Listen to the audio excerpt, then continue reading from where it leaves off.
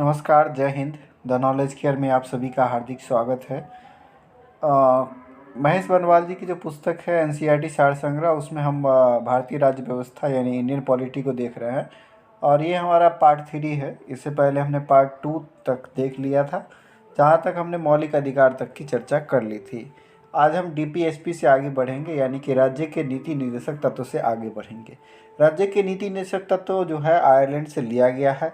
यह भाग 4 में है और आर्टिकल 36 से लेकर 51 तक इसके प्रावधान शामिल हैं। राज्य के नीति निर्देशक सिद्धांत का भारतीय संविधान में शामिल किए जाने का कारण क्या है? तो जो लोक कल्याणकारी जो योजनाएं हैं, लोक कल्याण का जो सुनिश्चित करना है, वो प्रावधान जो है नीति निर्देशक तत्व के माध्यम से ही शामिल किए गए हैं। इसके अलावा सामाजिक और आर्थिक लोकतंत्र की स्थापना करना भी इसका मूल उद्देश्य है। कल्याणकारी राज्य की संकल्पना का समावेश संविधान के किस भाग में है? तो ध्यान रखिएगा, प्रस्तावना में लोक कल्याण की चर्चा नहीं है। अगर लोक कल्याण की चर्चा पूछा जाए कहाँ पर है, तो वो डीपीएसपी में है, यानी कि राज्य के नीति निर्देशक तत्व में है, भाग 4 में है। भारतीय संविधान में किसके अंतर्गत पंचायती राज प्रणाली की व्यवस्था की गई है? तो पंचायती राज प्रणाली जो है वो आर्टिकल 40 के अंतर्गत ग्राम पंचायत के गठन की बात करता है। अतः यह जो है आपका किसके अंतर्गत आ जाएगा? भाग 4 में डीपीएसपी के अंतर्गत आ जाएगा। समान आचार संहिता यानी कि सेम जो लीगल प्रोसीजर है, राज्य के नीति निर्देशक तत्व का भाग नहीं है, किंतु समान नागरिक संहिता, आचार संहिता वो कब लगता है? जब इलेक्शन होता है, उस समय आचार संहिता लगता है। तो निर्वाचन की चर्चा तो भाग 15 आर्टिकल 324 से 329 के बीच है, तो वहाँ पर हो जाएगा समान आचार संहिता की चर्चा। लेकिन समान नागरिक संहिता जो है वह आपका आर्टिकल 44 में है, तो यह किसके अधीन हो जाएगा? यह नीति निर्देशक तत्व के अधीन हो जाएगा। थोड़ा सा शब्दावली में थोड़ा सा फर्क है, लेकिन बहुत मायने बहुत अलग हैं। ये समान आचार संहिता जो है वो चुनाव के समय लगता है, लेकिन यह समान नागरिक संहिता है, यानी कि सबके लिए कानून जो है वो बराबर होना चाहिए। वो आर्टिकल 44 में है, वो सिर्फ और सिर्फ अभी गोवा में वो लागू है। नीति निर्देशक सिद्धांत जो है वो वाद योग्य नहीं है। वाद योग्य नहीं है, इसका मतलब ये है कि आप इसको लेकर सुप्रीम कोर्ट या हाई कोर्ट नहीं जा सकते हैं। मूल अधिकार को लेकर आप सुप्रीम कोर्ट जा सकते हैं, हाई कोर्ट जा सकते हैं, वहाँ से आपको रिट दायर करके वहाँ पर आप अपने बारे में, मतलब जो आपके अधिकार के खिलाफ हो रहा है उसके खिलाफ आवाज़ उठा सकते हैं। लेकिन नीति निर्देशक तत्व जो है वो ऐसे इसलिए केटी शाह ने यह कहा था, यह एक ऐसा चेक है जिसको सुविधा के अनुसार भुनाया जा सकता है। यानी कि राज्य के पास अगर वो संबल है या वो योग्य है राज्य उसको लागू करने के लिए, तो वो लागू करेगा। इसके खिलाफ आप, यानी कि अगर आप देख रहे हैं कि डीपीएसपी के थ्रू आपका कोई हनन हो रहा है, तो आप सुप्रीम कोर्ट हाई कोर्ट नहीं जा सकते हैं। वाद योग्य नहीं है, इसका मतलब यही है। संविधान के किस अनुच्छेद में उद्योगों के प्रबंधन में कर्मकारों की भागीदारी का प्रावधान किया गया है? तो आर्टिकल 43 के क में यह प्रावधान किया गया है कि उद्योगों के प्रबंधन में जो है जो मजदूर वर्ग हैं उनका एक संघ बनाया जा सकता है। भारत के संविधान में समान कार्य के लिए समान वेतन, जो कि लगातार बिहार में जो है टीचर्स का जो एसोसिएशन है वो उठाते रहता है कि हमें समान कार्य के लिए समान वेतन मिलना चाहिए, इसका प्रावधान कहाँ पर है? तो यह राज्य के नीति निर्देशक तत्व सिद्धांत में है। ठीक है। पुरुष और स्त्री दोनों का समान कार्य के लिए समान वेतन राज्य के नीति निर्देशक तत्व में ही शामिल है कि पुरुष और महिला दोनों को समान कार्य के लिए समान वेतन मिलना चाहिए। राज्य के नीति निर्देशक सिद्धांत के में कौन सा अनुच्छेद अंतर्राष्ट्रीय शांति और सुरक्षा के वृद्धि की बात करता है? तो यह अनुच्छेद 51 में है। इसके अलावा मूल कर्तव्य जो है हमारा 51 के क अनुच्छेद में, उसमें भी अंतर्राष्ट्रीय शांति और सुरक्षा समृद्धि की बात की गई है। राज्य के नीति निर्देशक सिद्धांत एक ऐसा चेक है जो बैंक की सुविधा के अनुसार अदा किया जाता है। यह कथन किसका है? यह कथा केटी शाह का है। केटी शाह का कहना है यह एक प्रकार का चेक है जो बैंक की सुविधा के अनुसार, यानी कि अगर उसके पास पैसा होगा तो वह देगा, नहीं तो नहीं देगा आपका चेक। ठीक है। अब आइए इसके आर्टिकल को हम देख लेते हैं एक बार अच्छे से। आर्टिकल 36 कहता है कि नीति निर्देशक तत्व के संदर्भ में राज्य की परिभाषा। एक राज्य की परिभाषा जो है आर्टिकल 13 में भी था, जहाँ पर मूल अधिकार को लेकर जो भी प्रावधान होंगे उनको उनको एग्जीक्यूट करने के लिए जो भी व्यवस्थाएं हैं वो आर्टिकल 13 के तहत थी। यहाँ पर आर्टिकल 36 में भी राज्य की परिभाषा दी गई कि राज्य का मतलब क्या होगा। आर्टिकल 37 है कि यह जो है न्यायालय के द्वारा परिवर्तनीय नहीं है, यानी इसको लेकर आप सुप्रीम कोर्ट, हाई कोर्ट नहीं जा सकते हैं। आर्टिकल 38 कहता है कि लोक कल्याण की अभिवृद्धि के लिए सामाजिक व्यवस्था बनाना इसका काम है। तो यह पूछा जा सकता है कि किस आर्टिकल के तहत डीपीएसपी को लोक कल्याणकारी योजनाओं के लिए प्रावधान करता है, तो आर्टिकल 38 में। वहीं 38(2) में यह बात उल्लेखित है कि आय की असमानताओं को कम करने का प्रयास किया जाएगा। जो पैसों का जो असमानता है, गरीबी और अमीरी का जो फ़र्क है, जो लेवल है, उसको उसके गैप को कम करने का प्रयास किया जाएगा। हालांकि ये संभव भी नहीं है और ऐसा दिखता भी नहीं है ज़मीनी स्तर पर। 39 का क है कि निःशुल्क विधिक सहायता उपलब्ध कराना, यानी कि कानूनी सुविधा जो है निःशुल्क उपलब्ध कराना। हालांकि ऐसा ये भी ज़मीनी स्तर पे संभव नहीं दिखता है, यानी कि ज़मीनी स्तर पे ये बातें उद्धृत नहीं होती है। आप कोर्ट कचहरी जाए तो वहाँ पर आपसे जो है कहता है ना कि पग पग पर पैसों की डिमांड की जाती है। आर्टिकल 39 ख कहता है कि समुदाय के भौतिक संसाधनों का स्वामित्व पर नियंत्रण इस प्रकार होगा जिससे सामूहिक हितों की सर्वोत्तम रूप में प्राप्ति हो। देखिए डीपीएसपी का मतलब भी यही है कि ज़्यादा से ज़्यादा लोगों के लिए कल्याण की बात होनी चाहिए यहाँ पर, ठीक है। तो यहाँ पर 39 ख भी यह कहता है कि कोई भी अगर भौतिक संसाधन जो सरकारी है, समुदाय का है, उसका स्वामित्व इस प्रकार से होना चाहिए या इस पर नियंत्रण इस प्रकार से होना चाहिए कि जिससे ज़्यादा से ज़्यादा लोगों को लाभ मिल सके। 39 घ कहता है कि पुरुषों और स्त्रियों दोनों को समान कार्य के लिए समान वेतन मिलेगा। ऐसा नहीं है कि महिलाओं के लिए कम मजदूरी और पुरुषों के लिए ज़्यादा मजदूरी, ऐसी बात नहीं की जाएगी। पुरुषों और स्त्रियों अगर दोनों का वर्क पावर सेम है तो दोनों का वेतन भी सेम होगा। 39 अंग कहता है कि पुरुष और स्त्री कर्मकारों के स्वास्थ्य और शक्ति का तथा बालकों की सुकुमार अवस्था का दुरुपयोग न हो, इस बात का भी उल्लेख किया गया है। आर्टिकल 40 काफ़ी इम्पोर्टेंट है, इसमें ग्राम पंचायत के गठन की बात कही गई है। आर्टिकल 41 में कहा गया है कि कुछ दशाओं में काम, शिक्षा, लोक सहायता का मतलब है आपको जो वृद्धा पेंशन या विधवा पेंशन, विकलांग पेंशन, ये सब जो मिलता है, ये सारी बातें आर्टिकल 41 के तहत शामिल हैं, ठीक है। आर्टिकल 42 कहता है कि काम की न्याय संगत और मानवोचित दशाएं तथा प्रसूति सहायता, यानी कि मैटरनिटी लीव जो है वो आर्टिकल 42 के तहत मिल सकता है। शायद 12 या 14 सप्ताह का मिलता है, एग्जैक्ट मुझे पता नहीं है। तो मैटरनिटी लीव मिलता है, अब तो फ्रेटर्निटी लीव का भी बात चल रहा है, ठीक है। कर्मकारों के निर्वाह की मजदूरी की जो बात है वो आर्टिकल 43 में है। वहीं आर्टिकल 43 क कहता है कि उनका एक समूह संगठन हो सकता है, ठीक है, और वो प्रबंधन में भी भाग ले सकते हैं, मैनेजमेंट के काम में। 43 ख कहता है कि सहकारी समितियों का एक वॉलंटरीली संगठन होगा, स्वायत्त संचालन होगा उसका, लोकतांत्रिक नियंत्रण होगा और व्यावसायिक प्रबंधन होगा। आर्टिकल 44 काफ़ी इम्पोर्टेंट है, सभी नागरिकों के लिए एक समान नागरिक संहिता लागू होना चाहिए। हालांकि लागू नहीं है, यह सिर्फ और सिर्फ गोवा में लागू है। आर्टिकल 45 काफ़ी इम्पोर्टेंट है, 6 वर्ष से कम आयु के बच्चों के लिए निःशुल्क और अनिवार्य शिक्षा का प्रावधान, ये राज्य सरकार की जिम्मेदारी है, जिसके अंतर्गत आप आंगनवाड़ी का संचालन देखते हैं। आर्टिकल 46 कहता है कि SC ST दुर्बल वर्गों के शैक्षिक और आर्थिक हितों की अभिवृद्धि की बात करेगा, और ऐसा प्रावधान जो है आर्टिकल 16 में भी इस तरह का मतलब मिलता है। आर्टिकल 16(6) और 15(6) के द्वारा जो है EWS को जो 10% का आरक्षण मिला है वो उसी आर्टिकल के थ्रू मिला है। आर्टिकल 47 कहता है कि पोषाहार स्तर और जीवन स्तर तथा लोक स्वास्थ्य में सुधार तथा हानिकारक नशीले पदार्थों का उपभोग पर प्रतिबंध।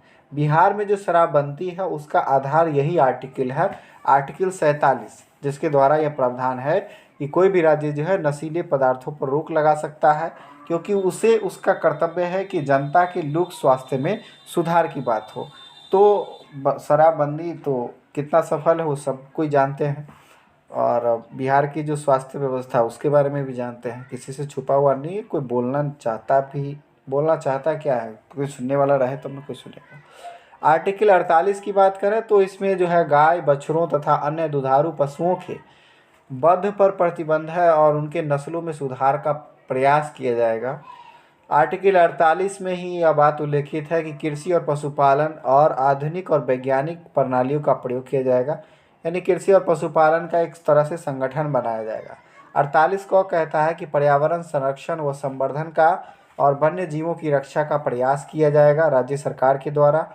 आर्टिकल 49 कहता है कि राष्ट्रीय महत्व के कलात्मक या ऐतिहासिक अभिरुचि वाले स्मारकों या वस्तुओं तथा संरक्षण करना होगा। जो भी राष्ट्रीय महत्व के स्मारक हैं या कलाकृतियां हैं उनको संरक्षित करना कर्तव्य है।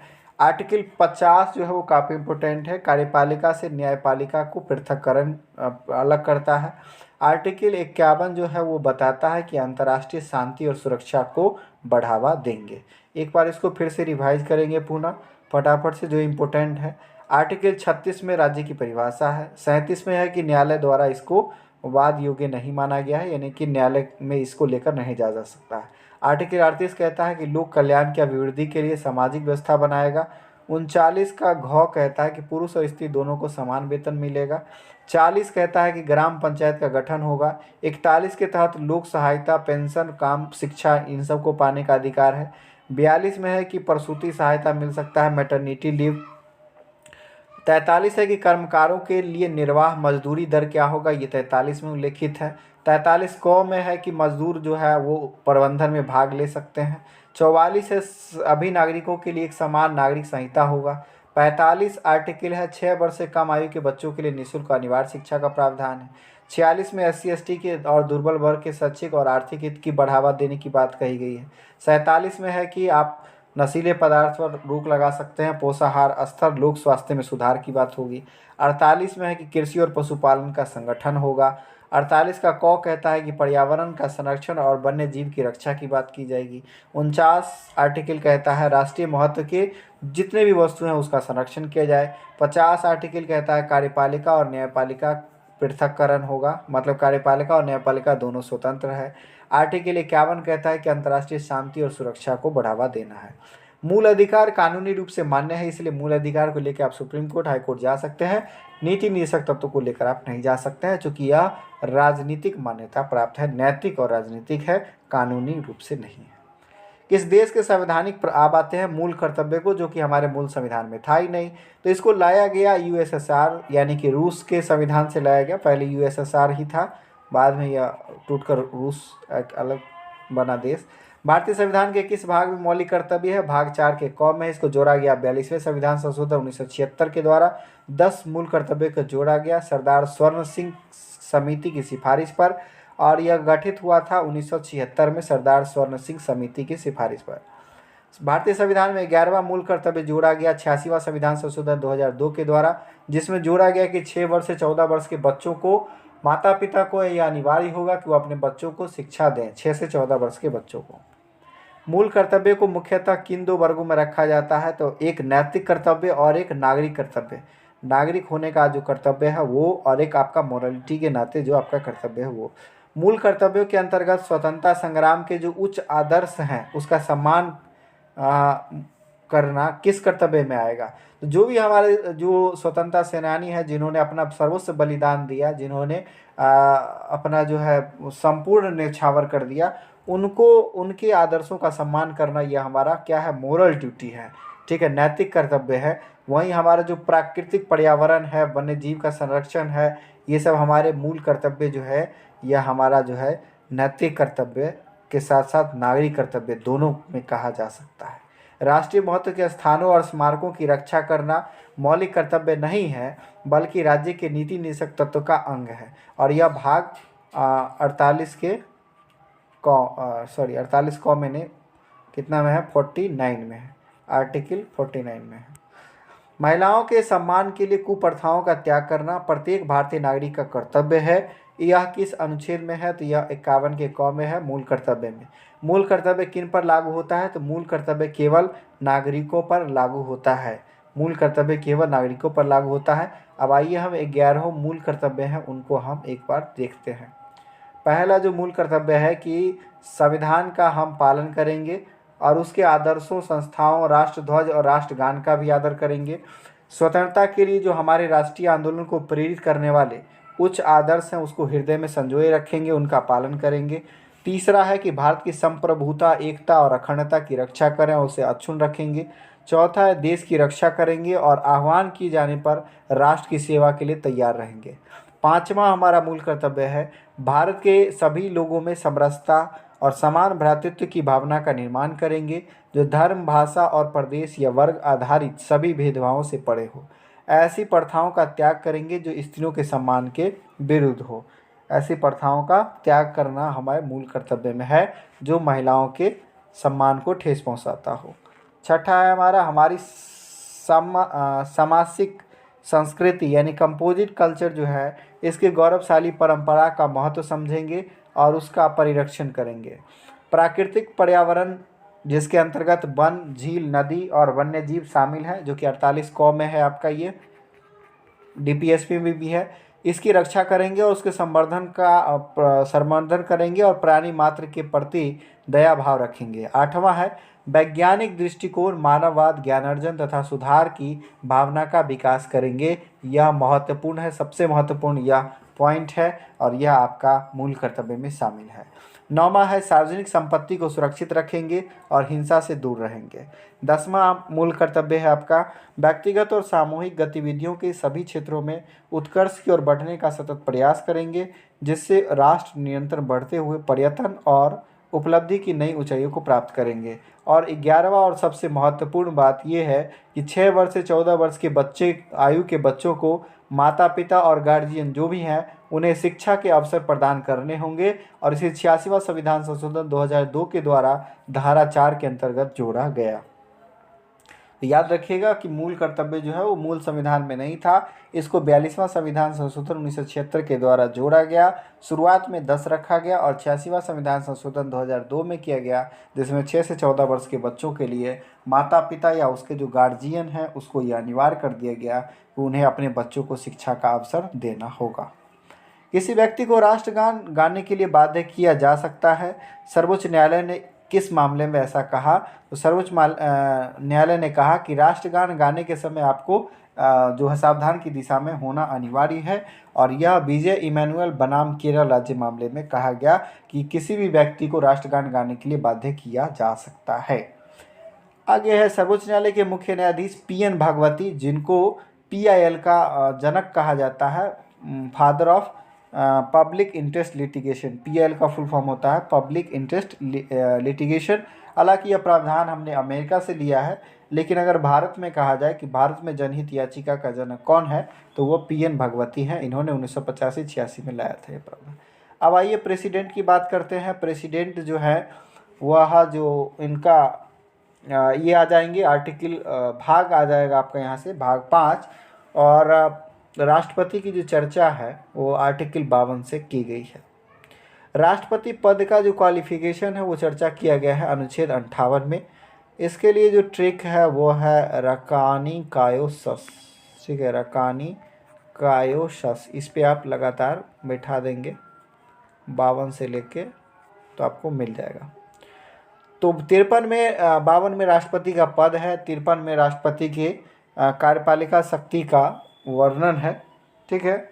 54 में राष्ट्रपति के निर्वाचन की बात कही गई है और 55 में कहा गया है कि राष्ट्रपति का निर्वाचन का पद्धति कैसे होगा इसके बारे में, जो कि आयरलैंड से लिया गया है।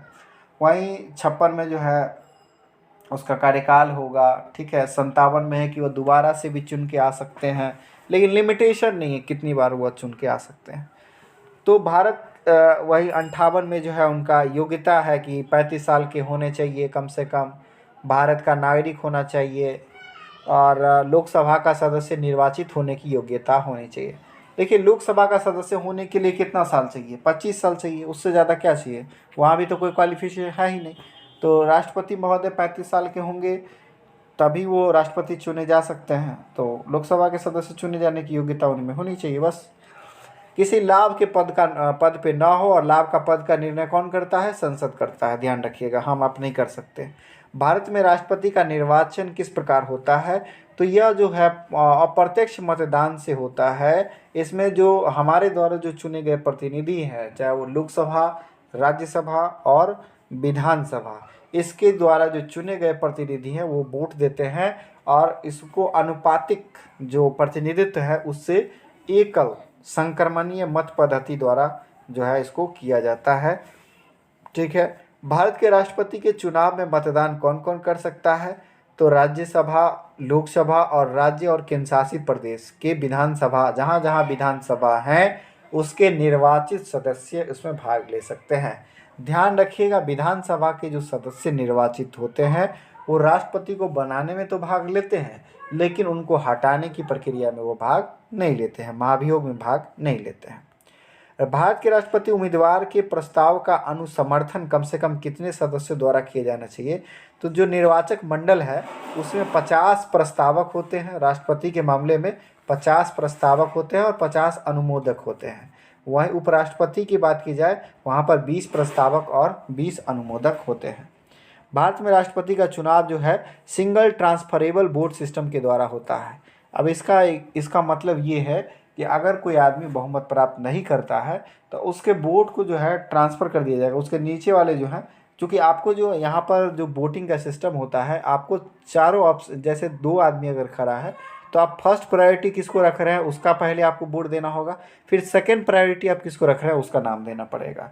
तो अगर मान लीजिए फर्स्ट वाले जो हैं उनका मतदान, उनको ज़्यादा मत है लेकिन जो रेशियो है उसको वो प्राप्त नहीं कर पाते हैं, तो जो सेकंड नंबर का जो आपने जिनको मतदान किया है उनका मत जो है ट्रांसफ़र करके नंबर 1 वाले को दिया जाएगा। ठीक है। इस तरह से वो फर्स्ट पास्ट द पोस्ट करेंगे और फिर जीतेंगे चुनाव। राष्ट्रपति के निर्वाचन में किसी राज्य का मुख्यमंत्री किस स्थिति में मतदान करने के लिए पात्र नहीं होगा?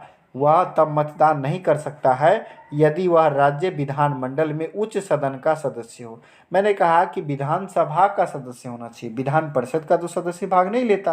तो अगर मुख्यमंत्री जो है वो विधान परिषद से चुनकर गया होगा तब जाके वह राष्ट्रपति के चुनाव में मतदान नहीं कर सकता।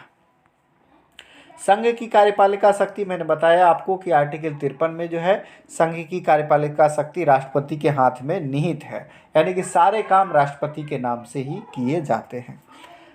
आर्टिकल 61 के अंतर्गत राष्ट्रपति पर महाभियोग संसद के किस सदन द्वारा प्रारंभ किया जा सकता है? तो संसद के किसी भी सदन के द्वारा राष्ट्रपति पर महाभियोग लाया जा सकता है, यह बात आर्टिकल 61 में है। अगर एक सदन राष्ट्रपति पर महाभियोग लाएगा तो दूसरा सदन उसकी जांच करेगा और जांच करके उसको जो है बहुमत से पारित कर देगा, और इस तरह से राष्ट्रपति पर महाभियोग लगने के साथ ही राष्ट्रपति अपने पद से हट जाएंगे। भारतीय संविधान का कौन सा अनुच्छेद राष्ट्रपति के पद के लिए पुनः निर्वाचन की पात्रता की बात करता है? तो यह आर्टिकल 57 है, और यह बात करता है कि कोई भी आदमी कितनी बार भी राष्ट्रपति बन सकता है, इसका कोई लिमिटेशन नहीं है। सिर्फ यहाँ कहा गया है कि पुनर्निर्वाचित हो सकता है। अब इसमें मैक्सिमम नंबर ऑफ जो मैक्सिमम टर्म्स है वो यहाँ पर मेंशन नहीं है। राष्ट्रपति को कोई भी विषय पुनर्विचार के लिए मंत्रिपरिषद को वापस भेजने का अधिकार किस संविधान संशोधन द्वारा प्रदान किया गया? 44वां संविधान संशोधन द्वारा। अब देखिए यह प्रावधान लाने का कारण क्या था? चूँकि 42वां संविधान संशोधन हुआ जिसको इंदिरा संविधान भी कहा गया, उसमें धराधर इंदिरा गांधी ने उनकी राह में जो रोड़े बन रहे थे उन सब प्रावधानों को उन्होंने ख़त्म कर दिया और टेलीफोनिक मीडियम से उन्होंने बिल पारित करके इमरजेंसी ला दिया था। इसीलिए जब 1977 में मोरारजी देसाई की सरकार बनी तो उन्होंने बहुत सारी चीज़ों को ठीक करने का प्रयास किया, और इसी के मद्देनज़र उन्होंने 44वां संविधान संशोधन लाया जिसमें यह प्रावधान किया कि राष्ट्रपति को यह अधिकार है कि कोई भी विषय वह पुनर्विचार के लिए मंत्रिपरिषद को वापस भेज सकता है कि आप एक बार फिर से विचार कर लीजिए। हाँ, अगर विचार करके आप दोबारा से उसको भेजते हैं तब राष्ट्रपति आपको मोहर लगाना ही होगा, ये प्रावधान है। भारतीय संविधान के किस अनुच्छेद के अंतर्गत राष्ट्रपति संसद के दोनों सदनों द्वारा पारित किसी विधेयक पर अपनी स्वीकृति रोक सकते हैं? तो ये आर्टिकल 111 के तहत इनके पास पावर है कि यह जो है किसी भी विधेयक को मंजूरी दे या ना दें, ये उनके स्वविवेक पर निर्भर करता है। चाहे तो वह उसको वापस भी कर सकते हैं दोबारा से, ठीक है, और चाहे तो मोहर भी लगा सकते हैं। इसी तरह का प्रावधान राज्यपाल के पास भी है, और राज्यपाल जो है राष्ट्रपति महोदय के लिए भी आर्टिकल 201 90 आर्टिकल 200 या 201 है, तो उसके तहत जो है राज्यपाल जी राष्ट्रपति के लिए विधायक को रखते हैं और फिर उनसे मंजूरी के बाद उसको पारित करते हैं। राष्ट्रपति के निर्वाचन में हमने देखा कि मुख्यमंत्री अगर विधान परिषद का सदस्य होगा, वैसे विधान परिषद जो है आपका 6 स्टेट में ही है, तो उन सब बाकी जगहों पर तो है नहीं, तो वो भाग नहीं ले सकते राष्ट्रपति के चुनाव में। किस अनुच्छेद के अंतर्गत राष्ट्रपति कुछ आकस्मिकताओं में राज्यपाल के कार्यों के निर्वहन हेतु उपबंध कर सकता है? तो यह जो है आर्टिकल 160 के तहत यह बात उल्लिखित है। कौन राष्ट्रपति के निर्वाचक मंडल का तो भाग है, लेकिन वह महाभियोग की में भाग नहीं लेता है। मैंने पहले ही बताया आपको कि राज्य की विधानसभा के जो मेंबर हैं, निर्वाचित सदस्य हैं, वो राष्ट्रपति को बनाने में तो भाग लेते हैं, लेकिन उनको हटाने में वो हिस्सा नहीं लेते हैं। संसद अथवा विधानसभा का कोई सदस्य राष्ट्रपति निर्वाचित हो सकता है, परंतु उस पर क्या शर्तें हैं? शर्तें ये है कि वह राष्ट्रपति जब बन जाएगा उसके बाद उसको अपनी सदस्यता छोड़ देनी होगी। तो बात बड़ी साधारण सा बात है कि अगर आप बड़े पद पे चले जाएंगे तो छोटा पद आपको ऑटोमेटिकली छोड़ना पड़ेगा। संसद के लिए राष्ट्रपति का अभिभाषण कौन तैयार करता है? तो मंत्रिपरिषद। राष्ट्रपति महोदय जो है वो एक तोते के समान है, उनको जो पढ़ाया जाता है, यानी उनको जो मंत्रिमंडल पढ़ाता है उसी को वह पढ़ते हैं। उनका जो भाषण होता है, चाहे वो सदन में हो, चाहे सदन में जो भी भाषण होता है उनका, वो रिटेन होता है मंत्रिपरिषद के द्वारा कि क्या बोलना है, किन उपलब्धियों पर आपको बोलना है। इसलिए राष्ट्रपति के जो अभिभाषण है उसके बाद बहस भी की जाती है। तो कई बार जो विपक्षी दल के नेता हैं वो आलोचना करते हैं कि ये बातें शामिल होनी चाहिए, ये बातें शामिल होनी चाहिए। राष्ट्रपति के मृत्यु, पद त्याग अथवा हटाए जाने पर पद की रिक्ति को 6 माह की सीमा के भीतर भरना होगा। अगर किसी राष्ट्रपति का पद पर रहते हुए देहांत हो गया या उन्होंने पद त्याग कर दिया या उनको हटा दिया गया तो 6 माह के अंदर अंदर ही आपको राष्ट्रपति चुन लेना है। भारत के राष्ट्रपति चुनाव में उत्पन्न विवाद का निपटारा कौन करता है? तो यह जो निपटारा है वो सुप्रीम कोर्ट करता है, और इसके लिए इसके हाथ में आर्टिकल 71 है। 71 के तहत जो है सुप्रीम कोर्ट राष्ट्रपति और उपराष्ट्रपति के निर्वाचन में जो भी व्यवधान आएंगे या जो भी उन पर आरोप लगेगा उसको वह सिद्ध करेगा सुप्रीम कोर्ट, ठीक है। भारत के राष्ट्रपति को उसके कार्यकाल की समाप्ति से पूर्व किस प्रकार हटाया जा सकता है? तो महाभियोग के द्वारा हटा सकते हैं, इम्पीचमेंट के द्वारा, और यह आर्टिकल 61 में उल्लेखित है। भारत के राष्ट्रपति को उसके पद से हटाने का अधिकार किसके पास है? संसद के पास है, और महाभियोग की प्रक्रिया संसद के किसी भी सदन से स्टार्ट की जा सकती है। राष्ट्रपति को मृत्युदंड के मामले में क्षमादान करने की शक्ति है, लेकिन राज्यपाल के हाथ में यह शक्ति नहीं है। मतलब राष्ट्रपति जो है, किसी को अगर फांसी की सज़ा दी गई है या मृत्युदंड दिया गया है तो राष्ट्रपति उसको माफ़ कर सकते हैं, लेकिन राज्यपाल माफ़ नहीं कर सकते। राज्यपाल सज़ा को कम कर सकते हैं, सज़ा को बदल सकते हैं, सज़ा को छोटी कर सकते हैं, कठोर सज़ा को कोमल सज़ा में तब्दील कर सकते हैं, लेकिन मृत्युदंड को राज्यपाल माफ़ नहीं कर सकते हैं। आर्टिकल राष्ट्रपति के बारे में जो आर्टिकल है उसको एक बार सरसरी निगाह से देखें तो आर्टिकल 52 में राष्ट्रपति की चर्चा है कि भारत का एक राष्ट्रपति होगा। आर्टिकल 53 कहता है कि संघ की जो कार्यपालिका शक्ति है वो राष्ट्रपति के हाथ में होगी। इसी तरह राज्य में राज्यपाल के हाथ में कार्यपालिका की शक्ति होती है। 54 में राष्ट्रपति का निर्वाचक मंडल की चर्चा है, जिसमें उसके 50 प्रस्तावक होंगे और 50 अनुमोदक होंगे। 55 में है कि राष्ट्रपति के निर्वाचन की पद्धति क्या होगी, रीति क्या होगी, यानी एकल संक्रमणीय पद्धति द्वारा अप्रत्यक्ष मतदान से राष्ट्रपति चुने जाते हैं। 56 में राष्ट्रपति का पदावधि है कि राष्ट्रपति पद ग्रहण करने से 5 वर्ष तक वो अपने पद पर बने रहेंगे। 57 में है कि उनके पुनर्निर्वाचन के लिए उनको क्वालिफिकेशन दिया गया है, वो फिर से निर्वाचित हो सकते हैं। कितनी बार हो सकते हैं यह उल्लिखित नहीं है। आर्टिकल 58 कहता है कि राष्ट्रपति बनने के लिए क्या क्या क्वालिफिकेशन है।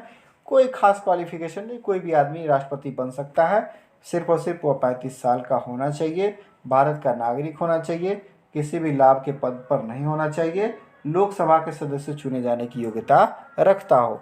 अगर आप भी बन सकते हैं राष्ट्रपति, अगर आपको किसी पॉलिटिकल पार्टी ने समर्थन कर दिया और आप 35 साल के हैं तो आप भी राष्ट्रपति बन सकते हैं। आर्टिकल 59 की बात करें तो राष्ट्रपति पद के लिए शर्तें क्या है? ठीक है, शर्तें यही है कि लाभ के पद पर नहीं होना चाहिए, यही शर्तें हैं। और थोड़ा सा ये भी है कि उसका जो है विक्षिप्त माइंड का नहीं होना चाहिए, ऐसा नहीं कि पागल आदमी बन जाए, ठीक है, विक्षिप्त माइंड का नहीं होना चाहिए।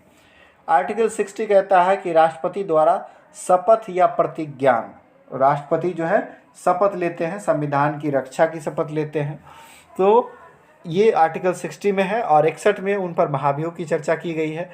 62 में यह प्रावधान किया गया है कि अगर राष्ट्रपति जो है उनकी जो है आकस्मिक रिक्ति हो जाती है अगर, तो उसके लिए क्या प्रावधान होगा और उनका निर्वाचन किस तरह से होगा, ये सारी बातें हैं। देखिए, जब राष्ट्रपति अगर नहीं हो तो उनका कार्यभार उपराष्ट्रपति महोदय संभालते हैं आर्टिकल 65 के तहत। अगर उपराष्ट्रपति भी ना हो तो उनके जगह पर कार्यभार संभालेंगे सुप्रीम कोर्ट के मुख्य न्यायाधीश। अगर सुप्रीम कोर्ट के मुख्य न्यायाधीश भी नहीं हैं तब उस स्थिति में सुप्रीम कोर्ट के जो वरिष्ठ न्यायाधीश होंगे वो इस पद को संभालेंगे। तो इस लेयर तक बात को रखा गया है, इसके आगे का नहीं सोचा गया, हो सकता है आगे जाके टॉस किए जाए। ठीक है, आर्टिकल 72 की बात करें तो 72 के द्वारा ही राष्ट्रपति के पास क्षमा दान की शक्ति है और राष्ट्रपति महोदय सजा को कम कर सकते हैं, सजा को माफ़ भी कर सकते हैं, यहाँ तक कि मृत्यु दंड को भी माफ़ कर सकते हैं। आर्टिकल 73 में संघ की कार्यपालिका शक्ति का विस्तार है। सर्वोच्च न्यायालय के न्यायाधीश को उसके पद से हटाने का अधिकार किसके हाथ में है? राष्ट्रपति महोदय के हाथ में है। भारतीय संविधान का अनुच्छेद 143 राष्ट्रपति को उच्चतम न्यायालय से परामर्श करने की शक्ति देती है। 143, ठीक है, 143 ये आर्टिकल है जिसके द्वारा राष्ट्रपति सुप्रीम कोर्ट से परामर्श तो ले सकते हैं लेकिन परामर्श मानेंगे यह बाध्य नहीं है। राष्ट्रपति लोकसभा को कब भंग कर सकते हैं? तो यह आर्टिकल 85 में उल्लेखित है कि राष्ट्रपति जो है प्रधानमंत्री की सिफारिश पर या मंत्रिपरिषद की लिखित सिफारिश पर जो है मंत्रिमंडल को भंग कर सकते हैं, लोकसभा को भंग कर सकते हैं। लोकसभा और राज्यसभा का संयुक्त अधिवेशन किसके द्वारा आयोजित किया जाता है? तो संसद आहूत किया जाता है राष्ट्रपति के द्वारा, जबकि 17वां मतलब जो कि 17वां और 17वां ये राष्ट्रपति के द्वारा ही किया जाता है, लेकिन स्थगित जो है सदन को स्थगन का प्रस्ताव जो है वो लोकसभा के अध्यक्ष की जिम्मेदारी में है। भारत के राष्ट्रपति ने किस एकमात्र मामले में पॉकेट विटो का प्रयोग किया है? तो भारतीय डाकघर संशोधन विधेयक, इस समय थे ज्ञानी जैल सिंह थे या नीलम संजीव रेड्डी थे, ठीक है, उन्होंने जो है भारतीय डाकघर संशोधन विधेयक को पॉकेट में रख लिया था, ना तो सहमति दी थी और ना ही उसको लौटाया था, यानी कि चुपचाप से रख लिया, मोड़ मार के रख लिया, ठीक है, पॉकेट में। भारत का राष्ट्रपति संसद के दोनों सदनों की चर्चा में भाग नहीं ले सकते हैं। ये तो संसद के अंग ही हैं, संसद के 3 अंग हैं, आपको पता है, राष्ट्रपति, राज्यसभा और लोकसभा।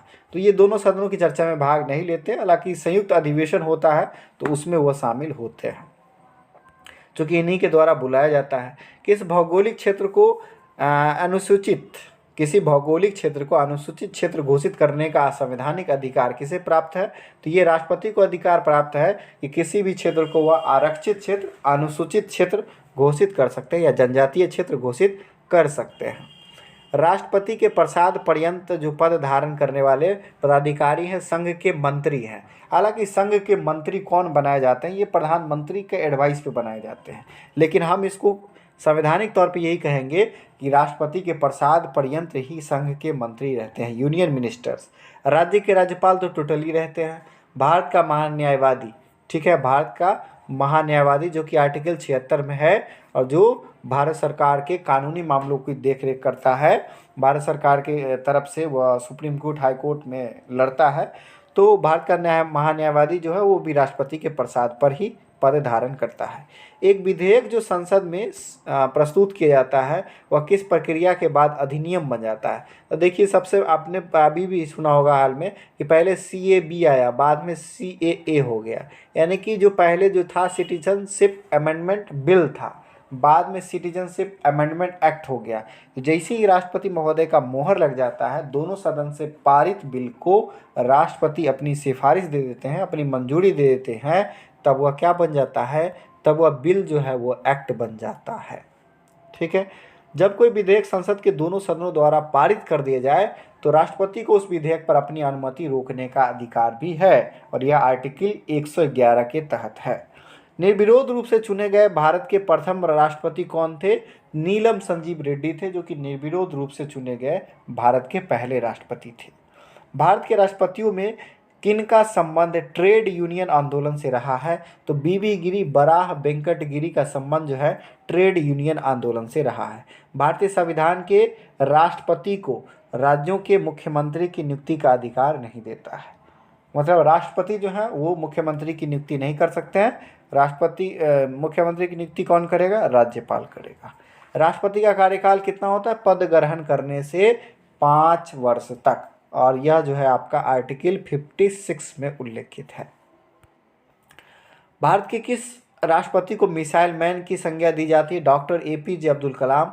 यह भारत के एकमात्र वैज्ञानिक राष्ट्रपति हैं। भारत के दार्शनिक राष्ट्रपति कौन थे? सर्वपल्ली राधाकृष्णन थे। भारत के मुख्य न्यायाधीशों में से किसने राष्ट्रपति के रूप में कार्य किया था? तो जस्टिस M हिदायतुल्लाह ने। वैसी स्थिति उत्पन्न हो गई थी जब राष्ट्रपति भी नहीं थे, उपराष्ट्रपति भी नहीं थे, तो भी इन्होंने राष्ट्रपति के रूप में काम किया था। तो ये पहले मुख्य न्यायाधीश हुए जिन्होंने राष्ट्रपति के तौर पे काम किया है, जस्टिस M हिदायतुल्लाह। धन विधेयक को पुनर्विचार हेतु लौटाने का संवैधानिक विशेषाधिकार राष्ट्रपति के पास नहीं है। क्यों नहीं है? क्योंकि धन विधेयक जो है राष्ट्रपति के मंजूरी पर ही लोकसभा में लाया जाता है, इसलिए लौटाने का तो बात ही नहीं है यहाँ पर। जब उनके मंजूरी पे ही लाया जाएगा तो फिर वो उसी बात को कैसे लौटाएंगे। श्री रामनाथ कोविंद का भारतीय गणतंत्र के राष्ट्रपति के रूप में इनका जो क्रम है वो 14वां है। वहीं उपराष्ट्रपति महोदय का जो क्रम है वो 13वां है। तो भारत के राष्ट्रपति जो रामनाथ कोविंद है वो भारत के 14वें राष्ट्रपति हैं, और वेंकैया नायडू भारत के 13वें राष्ट्रपति हैं। वित्त आयोग की नियुक्ति कौन करता है? वित्त आयोग की नियुक्ति राष्ट्रपति करता है, और वित्त आयोग की चर्चा आर्टिकल 280 में है। राष्ट्रपति के रूप में डॉक्टर राजेंद्र प्रसाद ने सबसे लंबी अवधि तक, लगभग 12 साल तक इन्होंने किया, राष्ट्रपति के पद पर रहे। डॉक्टर जाकिर हुसैन कार्यकारी राष्ट्रपति छोड़कर सबसे कम अवधि 1 वर्ष 11 दिन तक ही रहे थे। राष्ट्रपति के द्वारा जो नियुक्त अधिकारी है उनमें देख सकते हैं प्रधानमंत्री, केंद्रीय मंत्री, राज्यों के राज्यपाल, वित्त आयोग, राज्यसभा आयोग के अध्यक्ष और सदस्य, सुप्रीम कोर्ट और हाई कोर्ट के न्यायाधीश, भारत के महान्यायवादी, नियंत्रक एवं महालेखा परीक्षक, कैग जिसको बोलते हैं, वर्तमान में गिरीश चंद्र मुर्मू है, संघ लोक सेवा आयोग के अध्यक्ष यानी UPSC के मेंबर और उसके चेयरपर्सन, मुख्य निर्वाचन आयुक्त, इलेक्शन कमीशन और अन्य निर्वाचन आयुक्त, राष्ट्रीय मानवाधिकार आयोग के अध्यक्ष और सदस्य, SC/ST आयोग के अध्यक्ष और सदस्य, संघ राज्य क्षेत्रों के राज्यपाल और प्रशासक, दिल्ली और पुडुचेरी के मुख्यमंत्री, इन सब की नियुक्ति राष्ट्रपति के द्वारा की जाती है। वर्तमान में राष्ट्रपति का मासिक वेतन कितना है?